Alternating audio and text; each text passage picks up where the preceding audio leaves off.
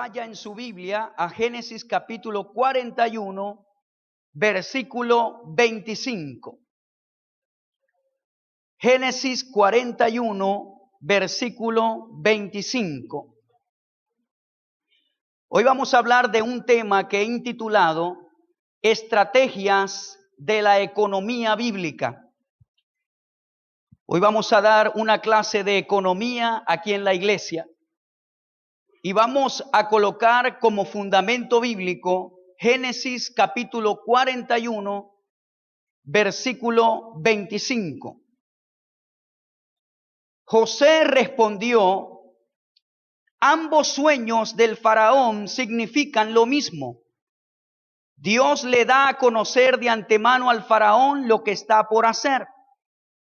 Las 7 vacas sanas y las 7 espigas robustas representan 7 años de prosperidad. Las 7 vacas flacas y raquíticas que salieron después y las 7 espigas resecas y marchitadas por el viento oriental representan 7 años de hambre. Esto sucederá tal como lo he descrito, pues Dios ha revelado de antemano al faraón lo que está por hacer. Los próximos 7 años serán un periodo de gran prosperidad en toda la tierra de Egipto. Pero después llegarán 7 años de un hambre tan intensa que hará olvidar toda esa prosperidad de Egipto. El hambre destruirá la tierra. La hambruna será tan grave que borrará hasta el recuerdo de los años buenos. El haber tenido 2 sueños similares significa que esos acontecimientos fueron decretados por Dios y Él hará que ocurran pronto. Por lo tanto, el faraón debería encontrar a un hombre inteligente y sabio y ponerlo a cargo de toda la tierra de Egipto. Después el faraón debería nombrar supervisores de la tierra a fin de que almacenen 1/5 parte de las cosechas durante los 7 años buenos. Haga que ellos reúnan toda la producción de alimentos en los años buenos que vienen y la lleven a los graneros del faraón. Almacene bien el grano y vigílelo para que haya alimento en las ciudades. De esa manera habrá suficiente para comer cuando lleguen los 7 años de hambre sobre la tierra de Egipto. De lo contrario, el hambre destruirá la tierra. Estrategias de la economía bíblica. Estas estrategias que acabo de leer en estos versículos bíblicos no fueron estrategias dadas por José. José solamente fue el intérprete de la estrategia que Dios le dio al faraón en este sueño. Podemos identificar esto como la economía de José, pero debemos saber que la fuente fue Dios. De hecho, cuando José se presenta delante del faraón y el faraón le cuenta el sueño, él dice: yo no soy el que tengo la habilidad de decirte lo que soñaste, sino que es Dios el que dará la interpretación. Algo que debemos saber es que en la palabra de Dios hay tesoros, hay planes, hay modelos de construcción para una nación, hay modelos de economía. Es impresionante estudiar la Escritura y ver cómo los consejos que da la palabra de Dios, si son aplicados hoy, en pleno siglo XXI, de manera colectiva y de manera individual, produce los mismos resultados que produjo hace miles de años atrás. Siempre han existido los ciclos económicos. En este sueño que Dios le dio al faraón, habla de 2 ciclos económicos, de 7 años de abundancia seguidos por 7 años de escasez. En economía, la producción de un país y la producción mundial, es decir, lo que produce cada país año a año, varía de tiempo en tiempo. Es decir, hay años de abundancia y hay años de escasez y corresponden a los ciclos económicos. Lo que nosotros vemos hoy en día no es nuevo. Egipto estaba pasando por un cambio de ciclo. Venían 7 años muy prósperos, pero luego se manifestarían 7 años de una hambruna terrible en la tierra, tan terrible que la gente ni se iba a acordar de la abundancia que habían tenido. Cuando hablamos de ciclos económicos, hablamos de fluctuaciones en la actividad económica. Estas fluctuaciones ocurren en crisis sucesivas. Y escuchen lo que dice acá este escrito. Y estos ciclos duran de 7 a 10 años aproximadamente cada uno. Es inevitable que se sucedan los ciclos económicos. Después de un gran auge, seguirá una recesión y viceversa. Por lo tanto, en los años buenos se debe guardar para los años malos. Los hijos de Dios debemos conocer los planes económicos en la palabra para poder vivir en victoria en el ámbito financiero. ¿Cuántos quieren vivir bien en el ámbito financiero? En la Biblia hay muchísima información. En el libro de los Proverbios, para los empresarios, para el comerciante, para el inversionista, para aquel que gobierna una nación. La intención que tengo con este mensaje es poder desarrollar los puntos que Dios mismo le dio al faraón para que ellos en los 7 años de escasez vivieran en abundancia. ¿Cuántos me están escuchando? Es decir, que en años de escasez, si usted se ha preparado, puede vivir como si estuviera en abundancia. Y vamos a ver qué fue lo que Dios le dijo al faraón que aplicara para que en estos años terribles ellos pudieran vivir sin ninguna preocupación y pudieran comer. Ahora, vamos al primer punto. ¿Cuál es el primer punto? Primero que todo, Dios le dice al faraón que debe encontrar un hombre inteligente y sabio y ponerlo a cargo de toda la tierra de Egipto. Ese es el primer consejo que Dios le da al faraón para administrar la tierra de Egipto en el tiempo de escasez. Un hombre prudente y un hombre que sea sabio.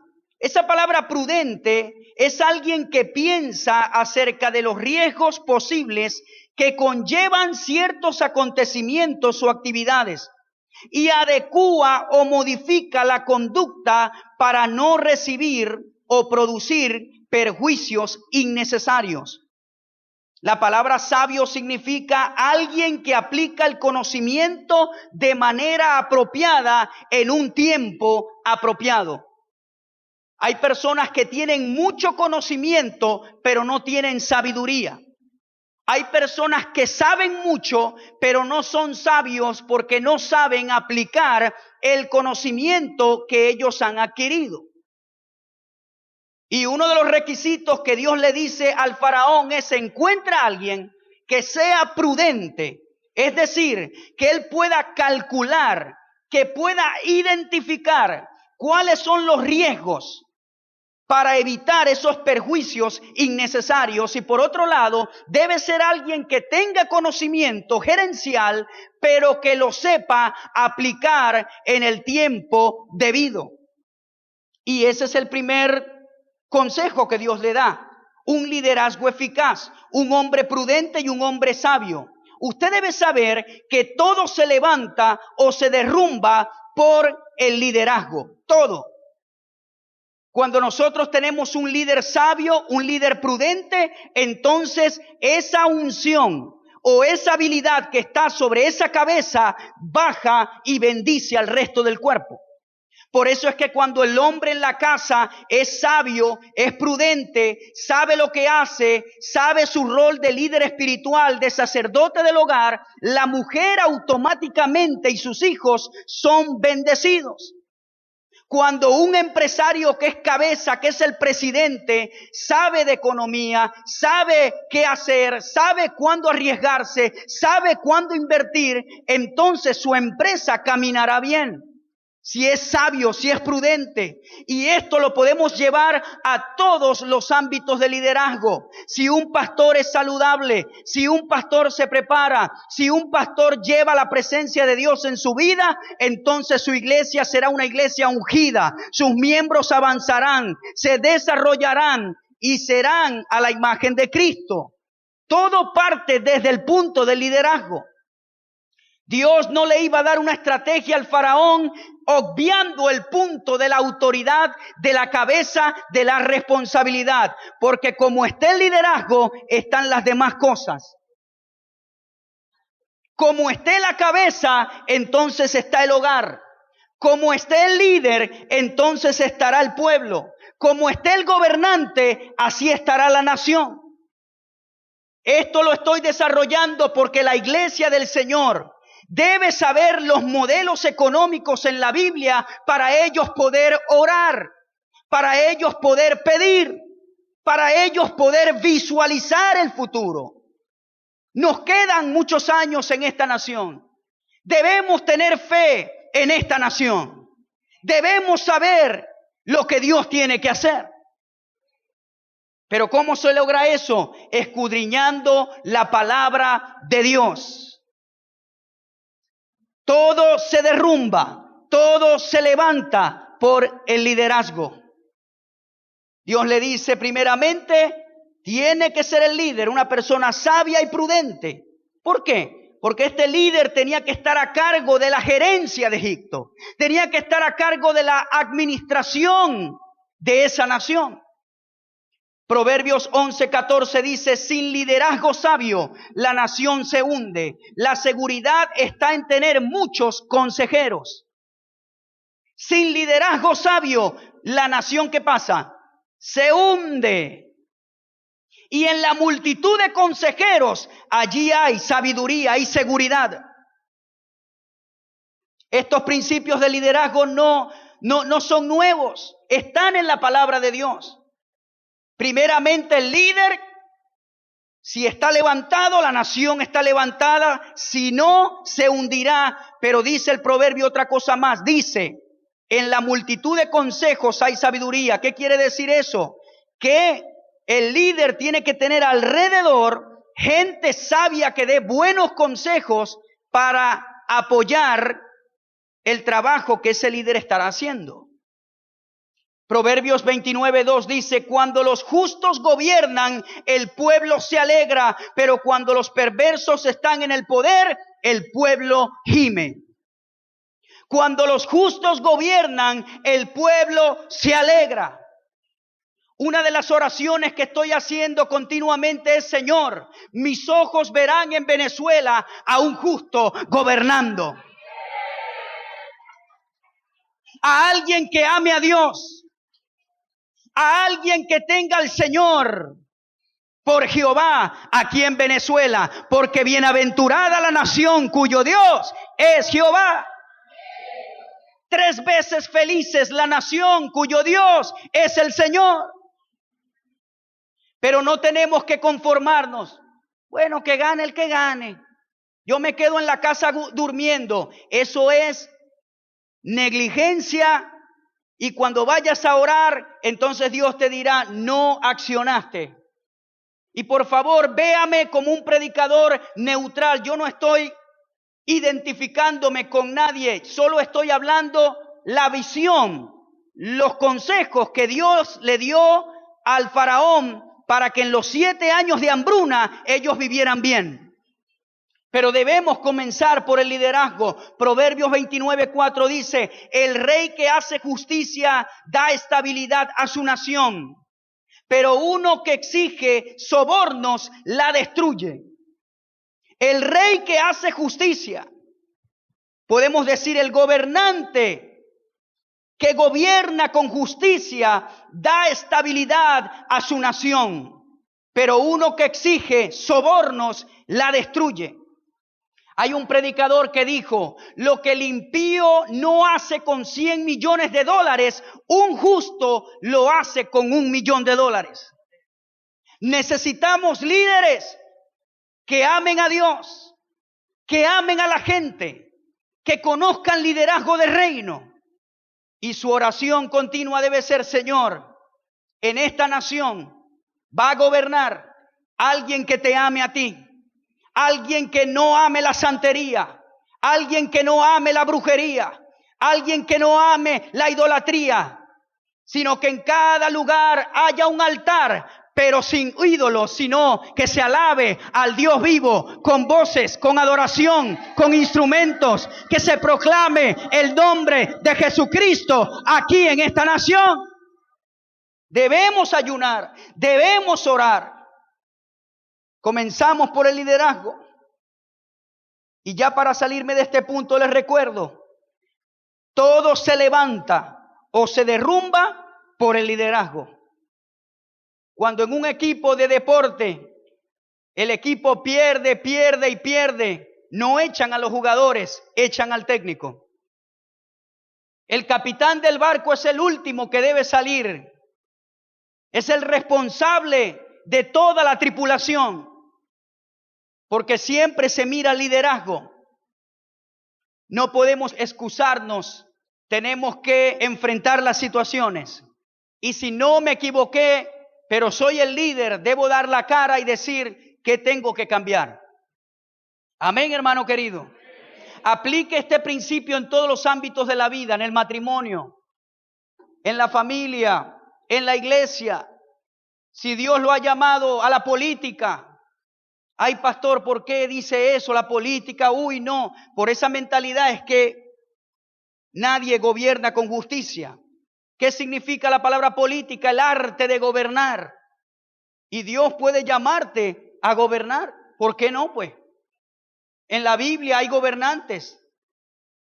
Nehemías fue gobernador de Judá.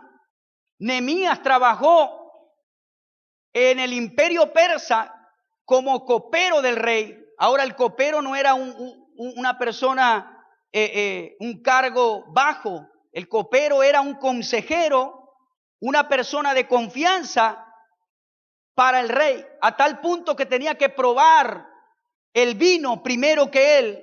Por supuesto, tenía un riesgo muy grande, ¿no? Pero el copero era una posición importante del reino. Nehemías fue un político. Daniel fue un político en Babilonia. José fue un político en Egipto. Cumplió la función como un primer ministro. Y hoy en día Dios puede levantar de su pueblo gente íntegra que ame a Dios, que gobierne al pueblo y que lo ame y que distribuya todo como debe de ser. Algunos no me creyeron porque no dijeron amén, pero sí puede pasar. Punto número 2 es que Dios le dijo al faraón, debes administrar la abundancia.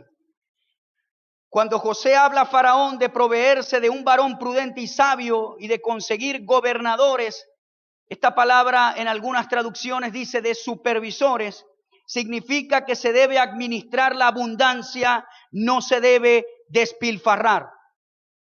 ¿Cuántos escucharon los pasajes bíblicos que hablé de la hambruna de Egipto? ¿Cuántos lo escucharon? Déjeme decirle algo y quizás usted no va a estar de acuerdo conmigo y no lo tiene que estar, no lo tome personal. Pero el problema actual de Venezuela no es la hambruna. Lo voy a volver a repetir. El problema actual de esta nación no es el hambre. Está en primera lista. ¿Sabe cuál es el problema? La corrupción. La corrupción tocó sus niveles más bajos en esta nación. ¿Cómo sabe, pastor? Porque ahora todo está corrompido. El pueblo que tiene que gemir es el pueblo que está en las filas de la corrupción ahora. Porque cuando está arriba la corrupción, el pueblo gime y algo pasa. Pero lo peligroso de esta nación es que el pueblo que tiene que gemir es el que está corrompido y está danzando y está contento porque se está enriqueciendo con cosas ilegales que le producen ganancia. Allí está el problema. Ese es el problema. Y aún me voy a atrever a decir esto. Y si no comparte conmigo, no lo tome personal. No deje de venir por eso. Pero esta nación hay mucha abundancia. Pero cuando hay abundancia con corrupción, es igual a fracaso. Este país es tremendamente abundante. Yo quedo asombrado de la abundancia que hay aquí. Quedo asombrado. Pastor, ¿qué está viviendo usted? Alicia en el País de las Maravillas. No, estoy hablando en un contexto. Estoy hablando que la corrupción es lo que nos está perjudicando. Principalmente, cuando el mismo pueblo va y quita la comida a un precio y se lo revende a su hermano 5 o 10 veces más costoso, eso es corrupción. Cuando usted va a un supermercado y hace eso, eso es corrupción. El problema es que se ha convertido en una cultura. ¿Cómo lo vamos a eliminar? Déjeme decirle algo que es verdad. Esos que están yendo a los supermercados solamente es una pequeña partecita y no es la raíz del problema. Y se lo voy a decir primero con una historia bíblica.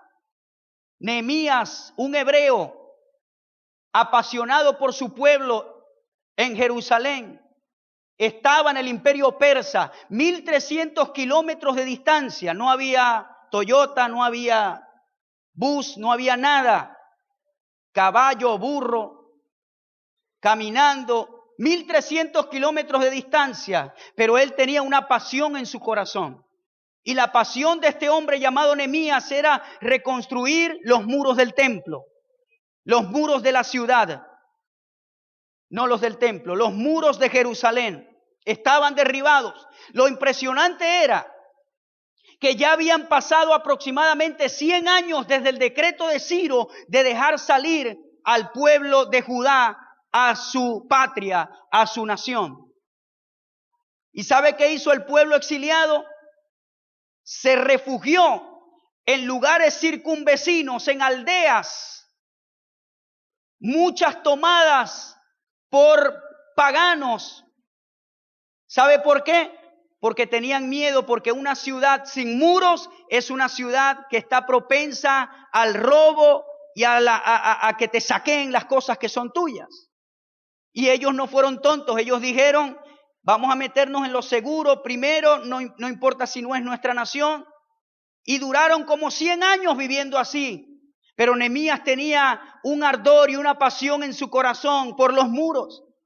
Porque eventualmente si ellos seguían viviendo en esas localidades, se perdería la esencia de la creencia, si podemos decir religiosa, de su idioma, de lo que le pertenecía a ellos.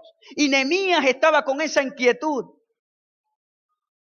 Y dice la Escritura que Nehemías salió de su zona de confort porque era copero del rey. Vamos a decirlo de esta manera para que usted lo entienda. Nehemías tenía un buen cargo en el gobierno y ganaba muy bien allá en el imperio persa.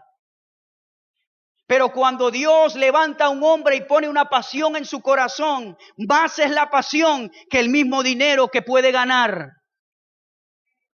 Y él se salió de su comodidad. Él se salió de sus propios problemas.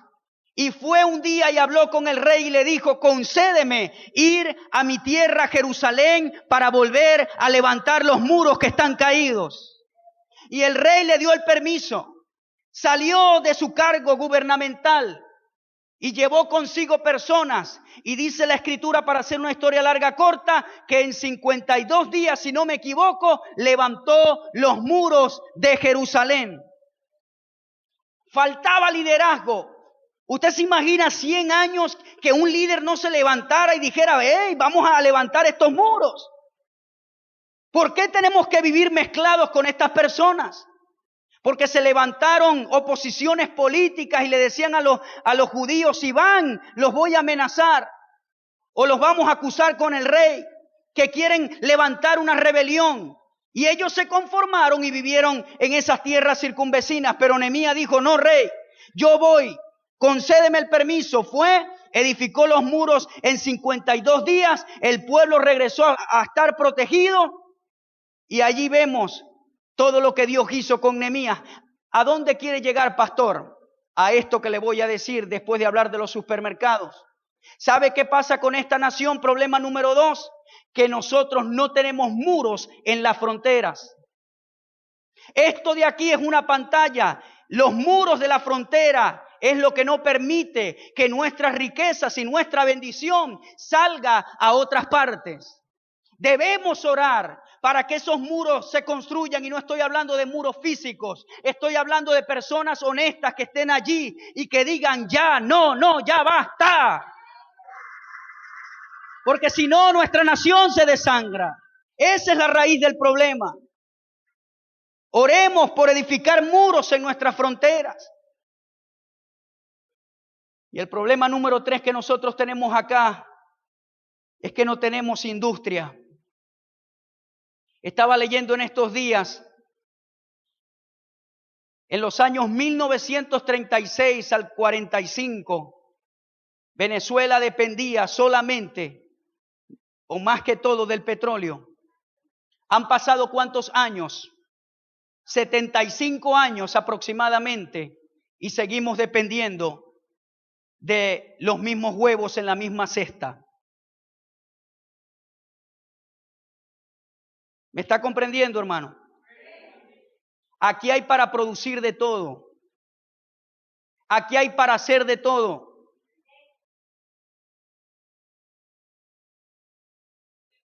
Y entonces cuando el precio del petróleo cae, todo se afecta.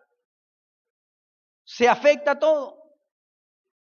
Entonces el que llena el agua allá en el llenadero dice que el dólar está muy caro y hay que aumentar los botellones porque el agua se compra con dólares allá. Ese es el problema de nosotros los venezolanos, hermano. Que no tenemos temor de Dios. Ok, yo estoy de acuerdo que algunas cosas que se obtienen con divisas y no hay electrodomésticos, algunos rubros, ok. Pero ¿qué tal lo que no nos cuestan con divisas? ¿Por qué tenemos que venderlo más caro? No tenemos patriotismo, no tenemos cultura de hermandad en esta nación.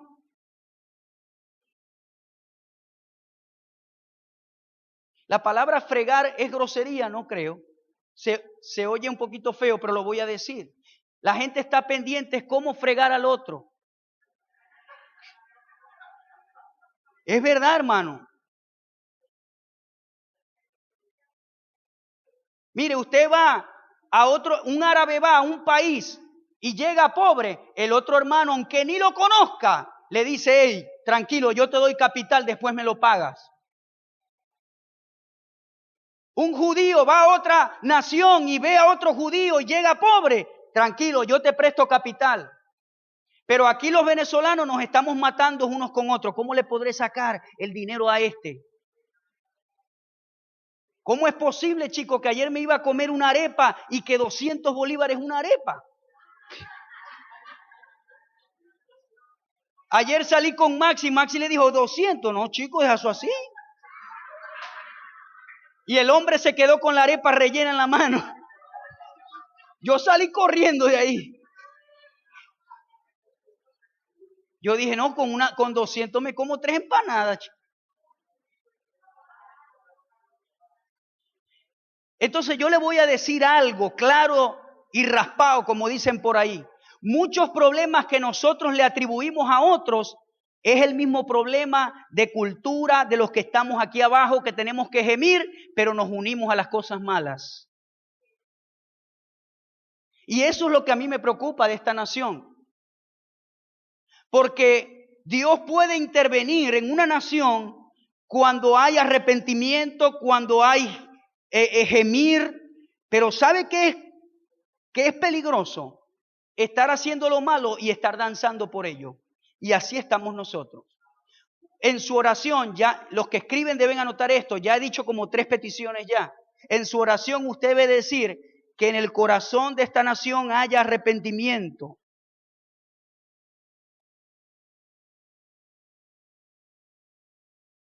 Y se vaya ese espíritu de aprovechamiento de la gente. Estamos viviendo en una economía ficticia. Estamos viviendo una economía dada por una página web. Estamos viviendo en un país que tenemos un bolívar, pero está dolarizado. Todo queremos decir que es el dólar. Es verdad que muchas cosas aumentan, pero esta es una economía especulativa, mentirosa. Amén. Y oramos. Yo soy uno de los que tiene fe, hermano. Yo soy uno de los que amo a mi país. Y por eso estoy aquí. Pero tenemos que orar y saber cuál es la raíz del problema. Y por eso traje hoy este mensaje de la economía bíblica. Administración. Proverbios 19:1. Es mejor ser pobre y honesto que deshonesto y embustero. Dice Proverbios 19:1. Es mejor ser pobre y honesto que deshonesto y embustero. Proverbios 11:3. La honestidad guía a la gente buena. La deshonestidad destruye a los traicioneros. La honestidad guía a la gente buena. La deshonestidad destruye a los traicioneros. ¿Sabe qué feo? Salir en primera plana una persona conocida, en un cargo conocido, como han salido últimamente, por estafadores y traicioneros. Eso sí es feo. Porque ¿cómo tú recuperas tu integridad?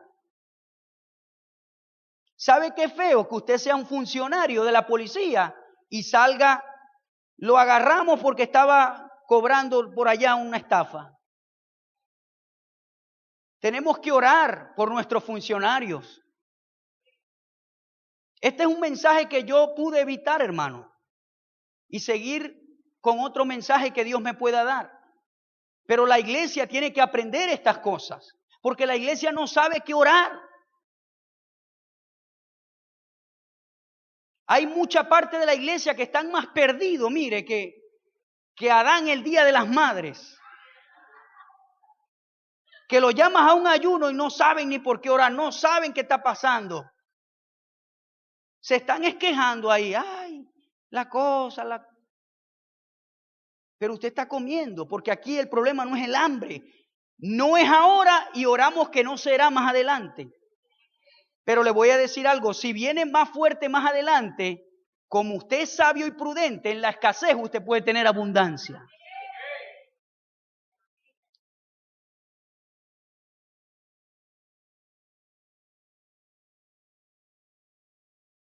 Los justos caminan con integridad. Benditos son los hijos que siguen sus pasos. Es decir, que tu generación va a ver el modelo de tu integridad y lo va a seguir. Proverbios 27, Proverbios 11:11. Los ciudadanos íntegros son de beneficio para la ciudad. Aquí no nos habla a nosotros, a los ciudadanos. Los ciudadanos íntegros son de beneficio para la ciudad y la hacen prosperar, pero las palabras de los perversos la destruyen. Yo soy una persona que trato de vivir la palabra de Dios lo más que puedo. Como dijo Pablo, no es que lo he alcanzado a todo, pero prosigo llegar a la meta. Y yo oro por mi presidente. Yo trato de no decir palabras deshonestas de mi boca, de mi presidente, porque si está allí, es tú y mi presidente. Y dice la Escritura que Pedro escribió, honren al rey, hablando de rey, pero nosotros no tenemos rey. Hablando del principio de autoridad, honren al rey. ¿Sabe quién era el rey cuando Pedro escribió esa escritura? Herodes Agripa I, uno de los principales que impulsó la persecución de los apóstoles en su tiempo. Y Pedro dice, hay que honrar la autoridad. No es que hay que honrar lo malo que hace como persona, sino hay que honrar la autoridad que tiene. Usted no puede estar por allí maldiciendo a los gobernantes y esperar que Dios se ría de eso. Usted tiene que bendecir. Timoteo capítulo 2, la primera carta dice que oremos por todos los que están en eminencia para que vivamos quieta y reposadamente. Si usted no es partidario de ese grupo político, bueno, tiene que esperar hasta que venga otro, pero mientras está ese, su boca debe hablar conforme a la palabra de Dios. Que hay decisiones que se toman mal, bueno, yo las comparto, pero eso no quiere decir que yo debo maldecir con mi boca, porque a bendición yo he sido llamado. Usted no puede desviarse de su identidad de hijo por las pasiones de la carne, no puede. ¿Qué le quiero decir con esto? Que esta escritura dice, los ciudadanos íntegros son de beneficio para la ciudad. Hay muchas cosas que nosotros hemos tenido como ventaja, pero la corrupción de los ciudadanos desaprovecha eso.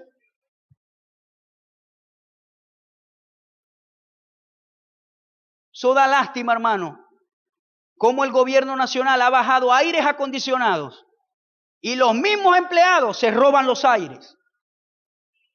¿Y sabe cuándo usted va a tener uno, hablando humanamente, por esa entidad?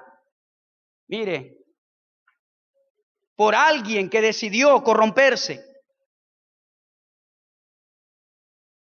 Ese es el problema, no es toda la culpa allá arriba, también abajo hay mucha culpa. Y le voy a decir esto que me está viniendo, y a veces Dios permite esto para que nosotros nos arreglemos. Ay, que ya no hay para viajar. Ajá, pero cuando había para viajar, ¿por qué lo mal usaste? ¿Usted cree que Dios está de adorno arriba y no ve lo corrompido y la corrupción? Él dice, bueno, vamos a cortar el chorro, pues. Vamos a hacer que ellos se ajusten por las buenas o por las malas. En este tiempo hay muchos ilícitos que se pueden hacer. Mire, si hay un tiempo donde nosotros tenemos que vivir en integridad y observar lo que hacemos, es ahora. Porque ahora todo es un chanchullo raro. Ya la gente no quiere trabajar, ya la gente no quiere, no, ya es, ¿qué hago? ¿Qué puedo marañar? Sí, hermano querido, es verdad. Y todo eso va en contra de los principios bíblicos, de trabajar, de sudar, de ser diligente, de esperar en el tiempo para enriquecerse. Todo eso lo habla la Biblia. Estudie los proverbios para que vea. Ese es el problema, hermano. Ese es el problema. El problema es que usted llega en un negocio, ni lo quieren atender ya. Ya usted parece que les está haciendo un favor. Mire, en otros países usted llega a un negocio y parece que usted fuera un rey. ¿En qué le puedo ayudar? Venga por aquí. ¿Qué necesita? Y le ríe, se sonríe, no sé. Porque lo han enseñado así. En estos días entré a un agente autorizado y las dos chicas que estaban atendiendo con un celular. Y uno llega a ver si por lo menos levantan la cara. Nada. Mire, aquí pueden hacer este servicio. No. Y yo dije, no, esto no es verdad. Esto es aquí, esto es un trance que nosotros tuvimos. Y después le dijimos otra cosa y, hermano, eso era terrible la atención. Y eso se ha diseminado por todas partes. Usted entra en un lugar y mire, para que lo atiendan bien, eso tiene que, bueno, un milagro. Se ha perdido la amabilidad en nuestro pueblo. Se ha perdido la conciencia. Se ha perdido el sentido de humanidad. Hay que ser amable. Los líderes de esta iglesia vamos a ser amables con la gente. Hay gente que se me ha acercado aquí y me ha dicho, a mí me gusta ir para la iglesia porque la gente se me acerca, me da un abrazo, me sonríe. Nunca perdamos eso. Amén, hermano. Amén. Ese calor de humanidad, ese calor de atención. Principio número 3 que Dios le dio al faraón. Trabajar. Ay, mamá. En los buenos años se debe trabajar, trabajar y trabajar. No hay lugar a la sanganería. José habla de recoger el trigo, es decir, recoger el dinero, las riquezas, el fruto del trabajo. Él le dice, tenemos que trabajar, porque son 7 años de mucha abundancia, pero va a ser tan terrible la hambruna que ustedes se van a olvidar de esa abundancia. Pero hay que trabajar. Vamos a trabajar. Proverbios 10:5 dice, el hijo prevenido se abastece en el verano, pero el sinvergüenza duerme en tiempo de cosecha.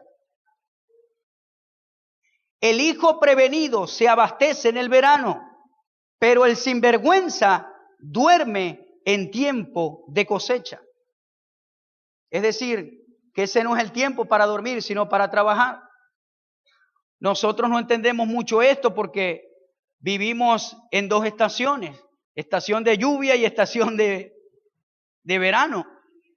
Pero cuando usted va a otros países donde hay un invierno, una estación de invierno, muchos negocios en invierno no pueden abrir.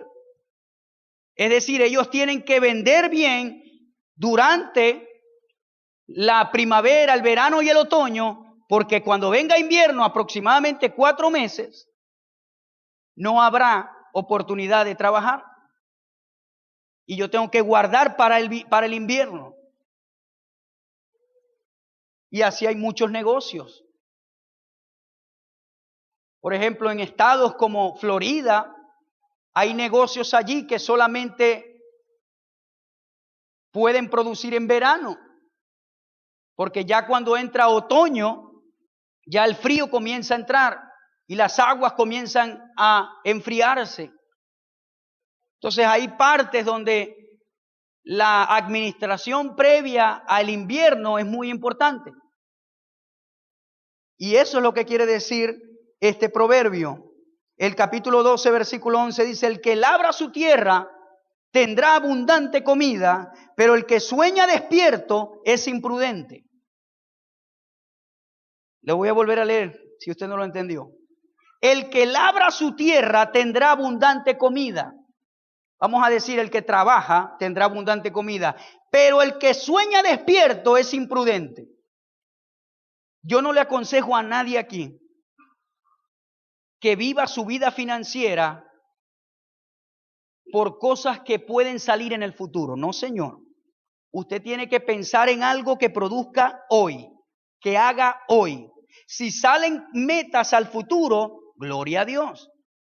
Pero usted no puede vivir, no, tranquilo, que por allá me van a dar no sé qué. No, porque usted está soñando despierto.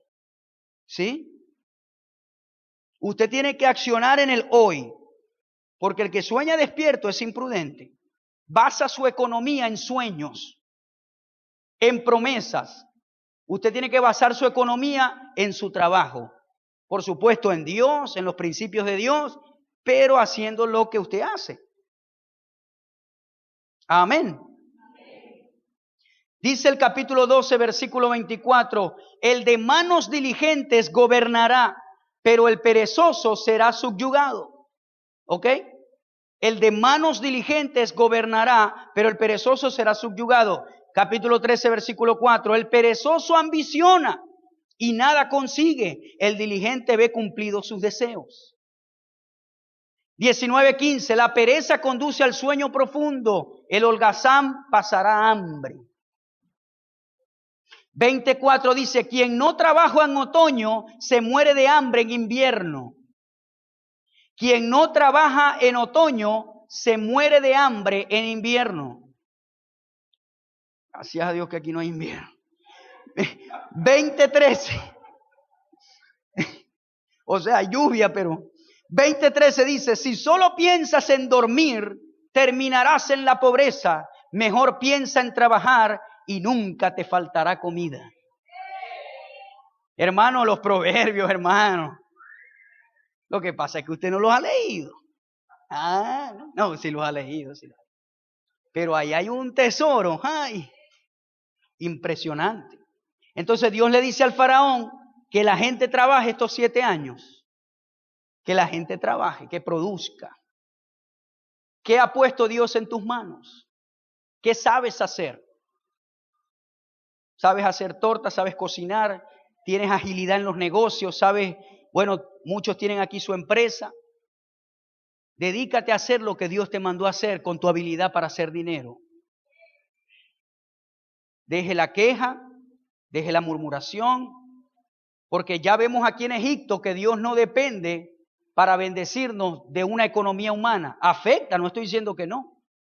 Y hay mucha gente que se está viendo afectada, pero el que planifica, el que trabaja, el que hace los principios de Dios, va a tener en su depósito.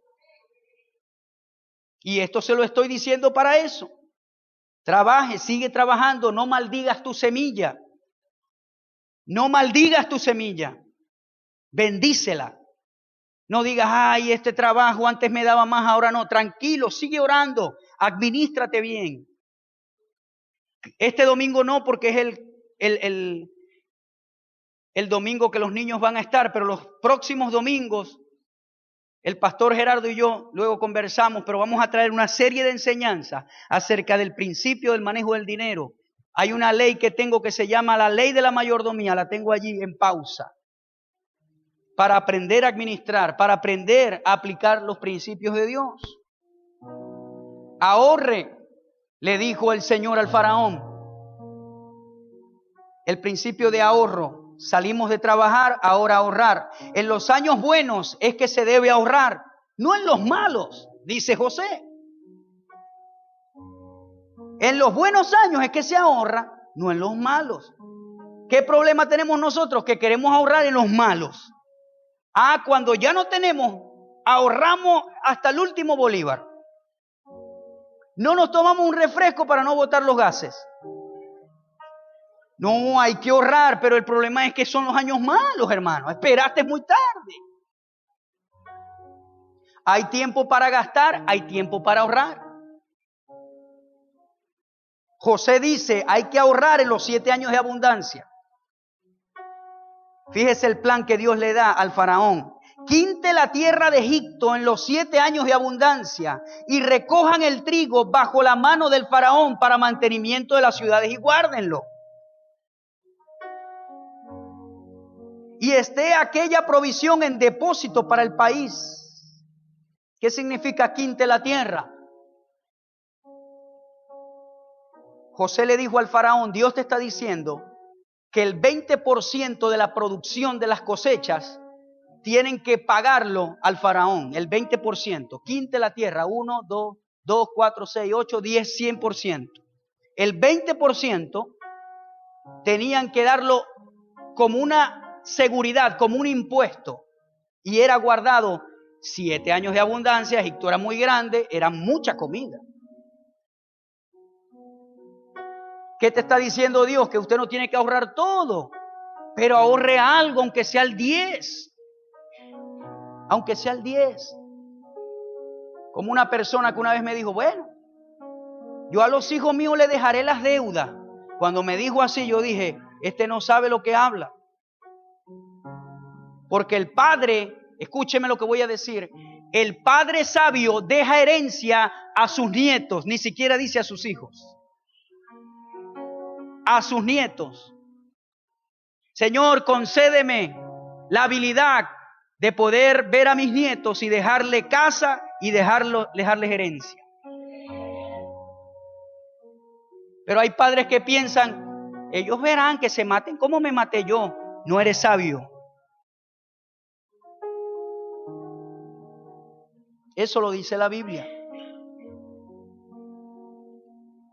Quinte la tierra, 20% de toda esa producción. Otra cosa que le dice Dios al faraón es que recojan el trigo bajo la mano de faraón para mantenimiento de las ciudades. Es decir, le está exigiendo que coloque supervisores honestos y que bajo su supervisión ellos recogieran el trigo, que no lo malgastaran. Eso habla de una buena gestión. Si queremos hablar de Venezuela, que cada gobernador sea un buen gerente, un buen supervisor de que los impuestos y los bienes, los recursos estén bien protegidos. Estos son modelos bíblicos. Quinte la tierra, 20%. De todo, 20%. Entonces ellos vinieron y abrieron graneros en cada ciudad y eso lo guardaban allí. Supervisión de todo, que no se malgaste, la gente comía, pero todo lo que se podía guardar se guardaba. Cada mes, según lo que usted obtenga, ahorre algo. El ahorro no debe convertirse en una carga.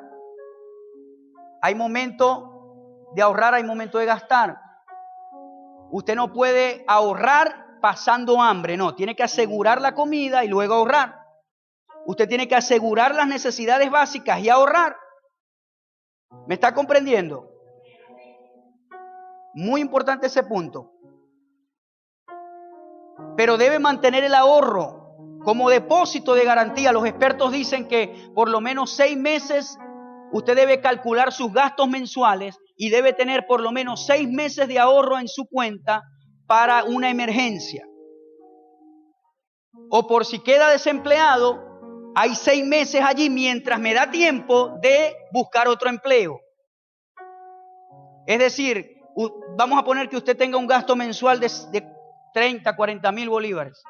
Bueno, yo tengo que tener 6 por 4, 24.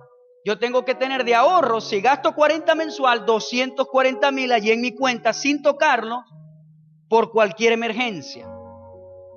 Y cuando venga la emergencia, ahí está el ahorro. No es que usted va a decir, no, ese es mi ahorro. No, ahí está para eso. Tranquilo.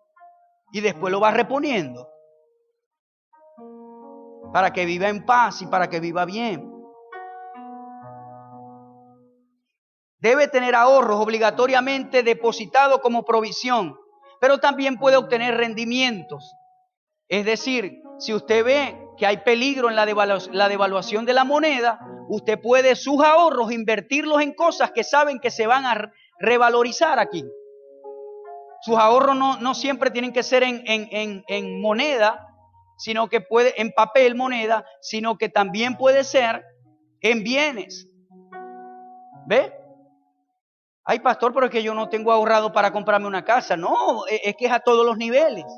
Si usted sabe que un teléfono va a aumentar su costo, inviértalo allí. Es decir, usted puede tener ideas de inversión y ese es su ahorro para que se vaya incrementando sus finanzas. Inevitablemente llegarán los días de la crisis, los días malos. Dios no es malo. Simplemente debemos ser varones sabios y prudentes. Debemos ahorrar en nuestros tiempos de abundancia. Así lo hizo José. Proverbios 13:22 dice, el hombre bueno deja herencia a los hijos de sus hijos. Lo que dije ahora. Ese es el 13:22. Proverbios 13:11 dice, el dinero mal habido pronto se acaba, pero quien ahorra poco a poco se enriquece. Ese dinero mal habido que me gané así de una manera rara, se gasta rápido. Pero el dinero el que ahorra poco a poco, se enriquece. Que hace buenas inversiones. Ven, esa ley de la mayordomía, vamos a hablar de la ley de la inversión. ¿Qué hay que hacer? ¿Qué no hay que hacer? Hay que tener cuidado en esto. ¿Qué no hacer? Todo eso está aquí en la palabra de Dios. Todo. Entonces Dios no es malo, pero vienen ciclos financieros. Quiero hacer un balance en este punto del ahorro. Proverbios 23:4 dice, no te afanes acumulando riquezas, no te obsesiones con ellas. No es que usted se va a obsesionar a amontonar y amontonar y... Número 1, tiene que apoyar la obra de Dios, tiene que dar al necesitado. Número 2, tiene que usted vivir bien. Hay personas que tienen dinero y viven mal. No, ¿para qué entonces el dinero? Para vivir mal. Hay un programa en la televisión que se llama Tacaños Extremos. ¿Usted lo ha visto?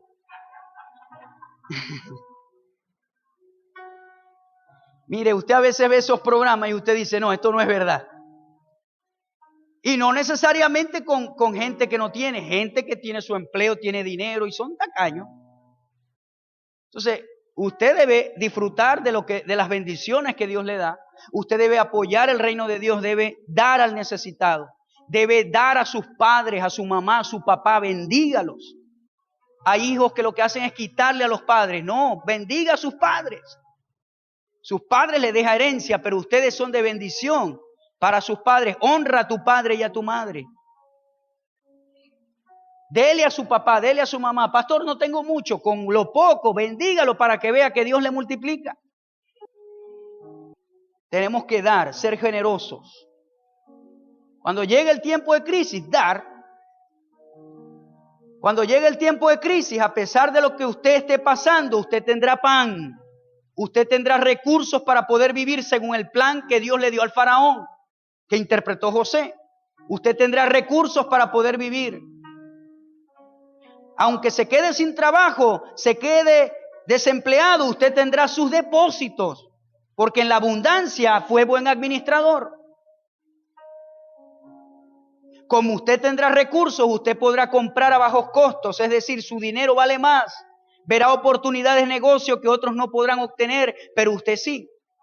Algo que me impresionó es que cuando vino el tiempo de la carencia en Egipto, no fue que el faraón abrió los graneros y dijo, de gratis todo el mundo. No, se los vendía a los egipcios, el trigo.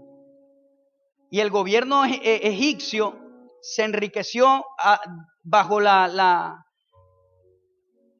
mano de José como nunca antes en la historia.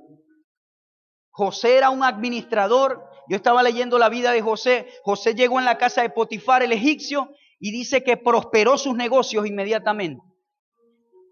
La mujer de Potifar se enamoró de él. Él salió corriendo porque amaba a Dios. Salió corriendo, la mujer le quedaron las ropas en las manos y la mujer lo chantajeó y dijo que quería violarla. El egipcio lo metió en la cárcel. Y cuando llegó a la cárcel, el jefe de la cárcel vio a José y dijo, este hombre es diferente. Lo puso de jefe de la cárcel. Cuando salió de la cárcel a interpretar el sueño, le dijo, tú necesitas un hombre sabio y prudente para este asunto. Y el faraón dijo, no tengo más, tú. Un hombre con favor y gracia y capacidad administrativa tremendo. Dios quiere hombres así en este día. Amén. Y déjeme decirle la bendición. Déjeme decirle la bendición.